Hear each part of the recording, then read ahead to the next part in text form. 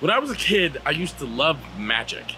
And there was a magician, a guy by the name of David Copperfield, that would often have specials. And he would make things disappear. I remember he made an elephant disappear, he made a tank disappear, he made the Statue of Liberty disappear, and I wanted to watch all of them.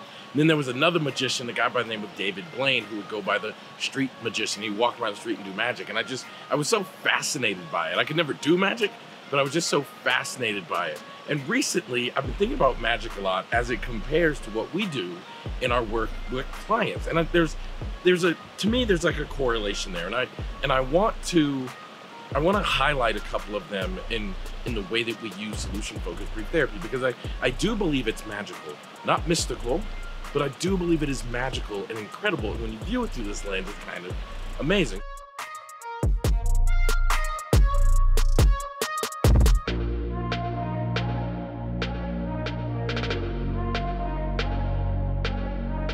So the first thing I'll say is, even though magic is incredible, it still follows the rules of physics.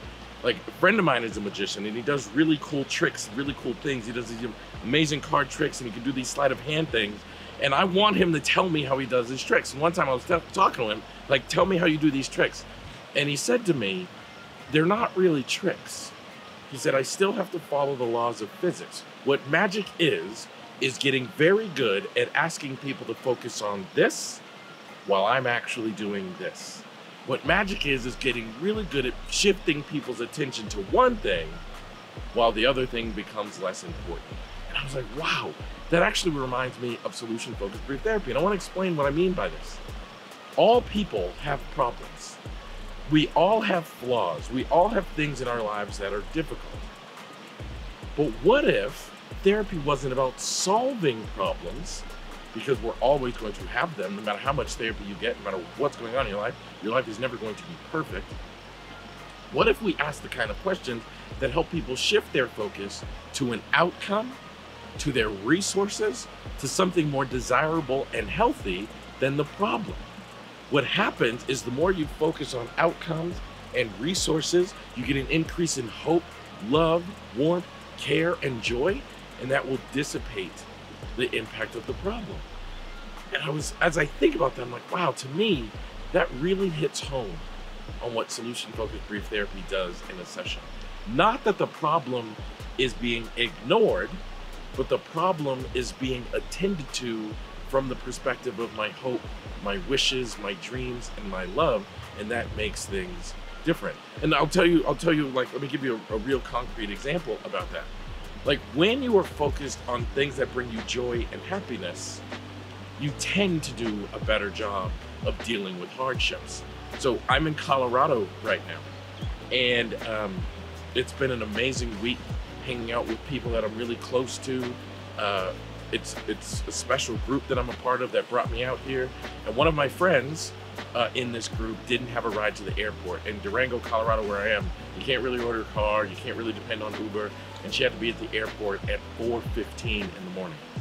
And even though it was really late, it was about 1 o'clock in the morning, I told her, I'll give you a ride.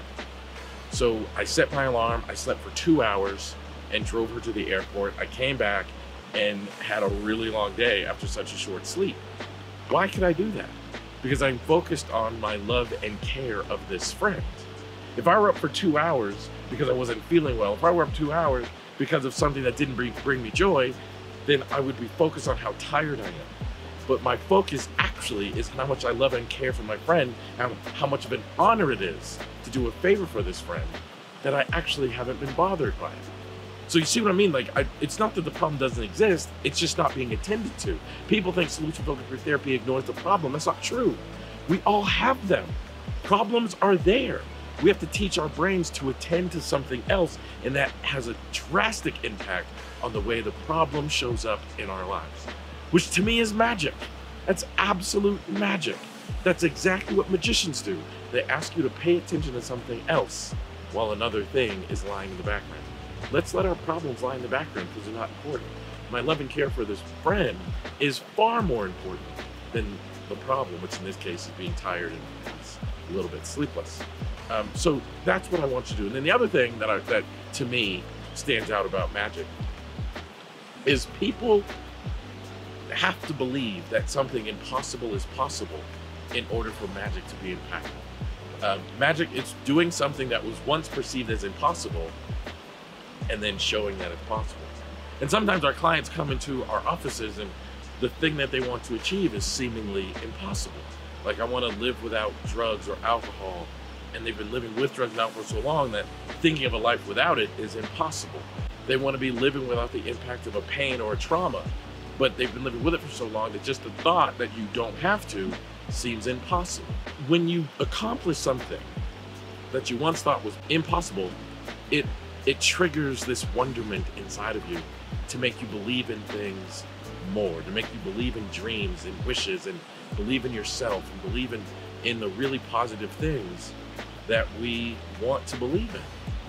I think that's what I loved as a kid when I would watch David Copperfield. You know, I was living in a very difficult childhood, and you watch him make the Statue of Liberty disappear or make an elephant disappear, whatever, it just makes you feel like anything is possible, including me getting through this difficult childhood.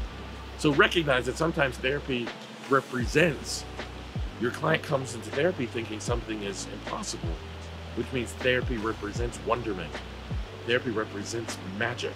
And as the client starts to do things that they thought were impossible, they start to believe in themselves and believe in the world that they can accomplish anything. And I can't think of anything more amazing. So I'm very proud to be a therapist. But today, I'll think of myself as a little bit of a magician.